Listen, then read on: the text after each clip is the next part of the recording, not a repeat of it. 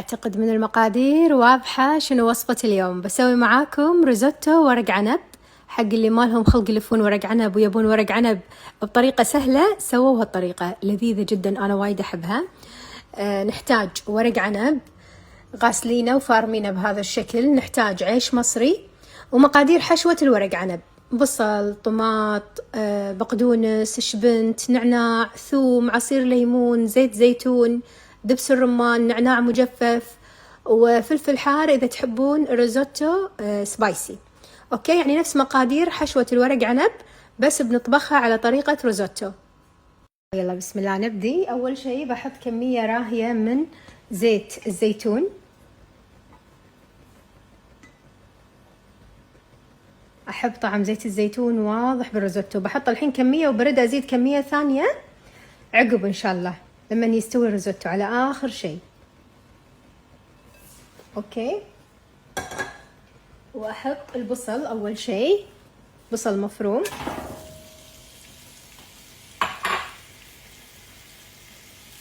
ومن تنحمس البصلة أنزل ورق العنب. أوكي،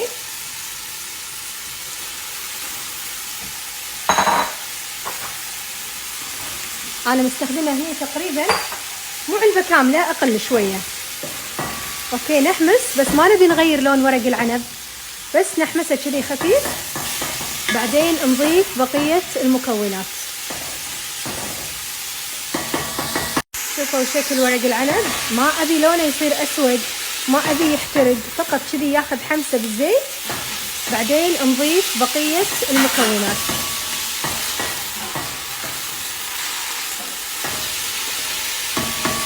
أضيف أول شيء الثوم المدقوق، عندي هنا راس كامل، وأضيف الفلفل الحار كذي بيز ونحمس.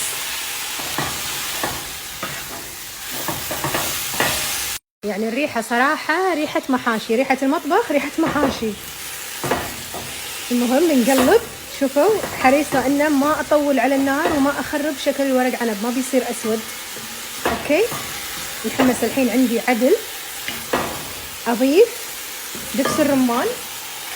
طبعا دبس الرمان نضيفه على مرحلتين، بضيف الحين شوية وقبل التقديم بعد بضيف زيادة. اوكي، ونفس الشيء بالنسبة حق عصير الليمون، اضيف عصير ليمونتين الحين، وعصير ليمونتين لما يستوي الريزوتو، واضيف ملعقة كبيرة من النعناع المجفف، وبحط شوية كزبرة لان انا ابي طعم الريزوتو ورق عنب، ما ابي طعمه بهارات، فما ابي فيه وايد توابل. اوكي، بس نحمس بعدين نحط العيش.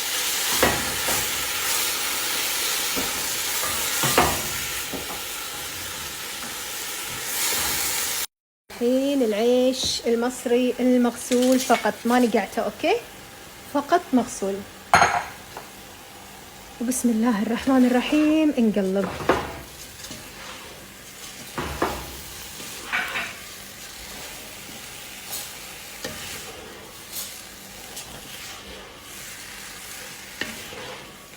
بضيف الملح، لا تنسون ما ملحنا.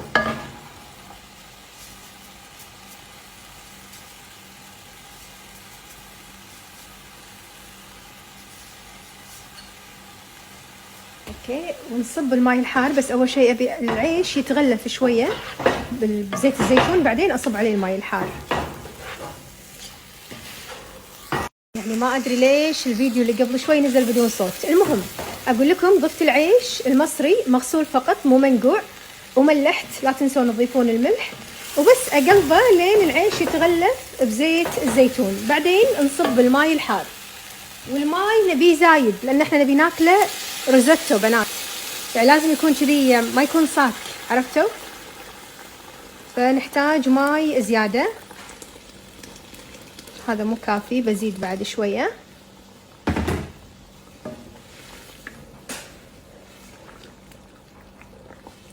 يا سلام على الروايح الجميلة.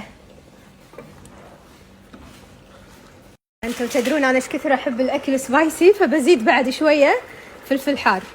ابي روزوتو سبايسي. اوكي بس الحين اخليه على نار هاديه جدا، اغطي الجدر واخليه يطبخ على نار هاديه لين تستوي عندي هذه المقادير، يصير كنا مضروبه، عرفتوا؟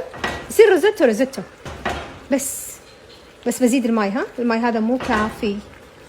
خليه على نار هاديه الى وقت التقديم. وتقدرون تسوون منه نفسه فتة ورق عنب، سويتها معاكم انا من قبل. عقب ما يستوي الروزوتو تنشبونه وتحطون عليه صلصة روب وطحينة مع خبز مقلي ورمان، تصير فتة. او تقدرون تقدمونه تاكلونه كذي بروحه كروزوتو ورق عنب. سلامتكم وتعيشون. اخر شيء قبل لا ننشب، يعني عقب ما يستوي، راح ازيد عصير الليمون، ازيد النعناع المجفف، ازيد زيت الزيتون ودبس الرمان وبس. الله بسم الله. نزيد الماي الحار، زيدوا لا تحاتون، حالاته يكون في صوص ما يكون ناشف. اوكي وعلى نار هادية جدا اخليه يطبخ ونرجع له بعد تقريبا، يعني طبعا لازم كل شوية تقلبونه كل ربع ساعة كذي. اوكي بس يبي له قولوا ساعة ويكون ان شاء الله جاهز.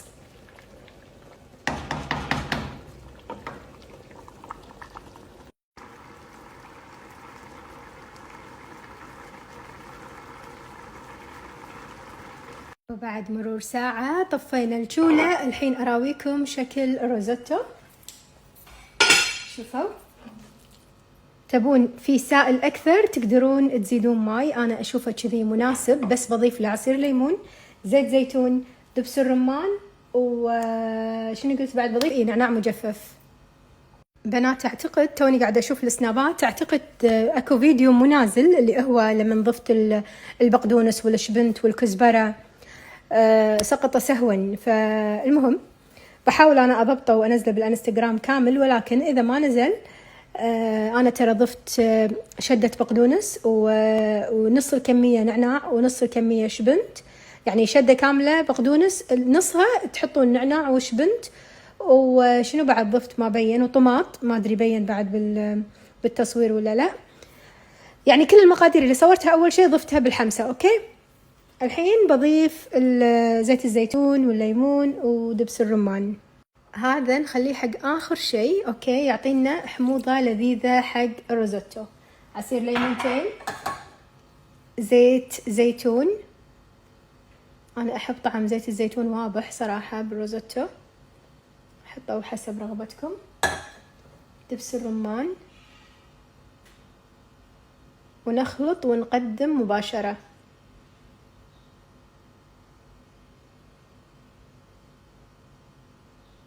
اوكي ونعناع مجفف شوية.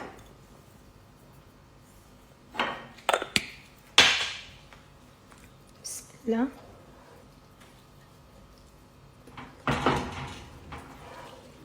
عجيب، احب الروزوتو وايد احبه. تشوفون ايش كثر اطلب من اكاونتات اجرب، بس يظل طبعا اللي انا اسويه غير خيالي. الحين عاد موعدنا مع الفقرة الأجمل. بسم الله. وي تدمر البيز، يلا ما يخالف.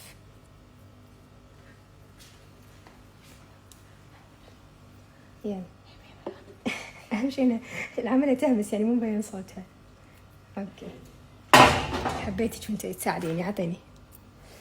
أوكي نحطه بهالشكل ونزينه. عاد تزينونه باللي تحبونه، مثلا برمان لان احنا حاطين فيه دبس الرمان، بفلفل حار، ليمون، زيت زيتون، كيفكم. اول شيء بحط قليلا من زيت الزيتون بهالشكل، وقليلا من دبس الرمان،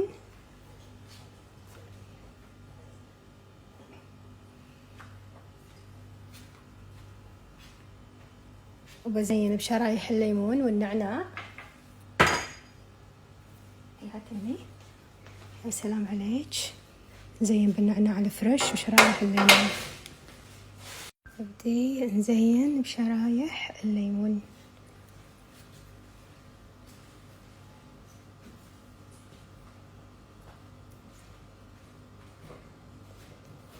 ما تخيلون ايش كثر احبه. عندي اياه ترى ألذ من ورق العنب، وايد احب روزيتا الورق عنب.